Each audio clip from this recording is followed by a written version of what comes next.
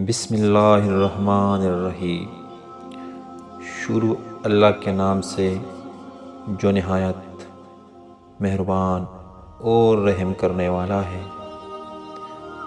حضرت علی رضی اللہ تعالیٰ عنہ کا ارشاد ہے، 4 عادات ایسی ہے جو بزرگی کو ظاہر کرتی ہے: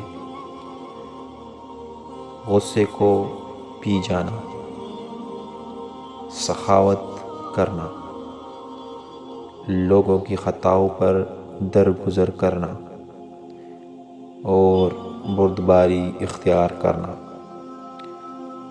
اللہ تعالیٰ کے ذکر سے غافل نہ ہو، اور جب تک تیرا دل تیری زبان کے موافق اور ظاہر و باطن ایک نہ ہو، تب تک تو اس کے ذکر کا حق ادا نہیں کر سکتا۔ تجربے اور امتحان کے وقت انسان کی عقل کھلتی ہے، اور موت کے حاضر ہونے کے وقت امیدوں میں ناکامی ظاہر ہوتی ہے۔ 3 چیزوں سے مروت ظاہر ہوتی ہے: تنگ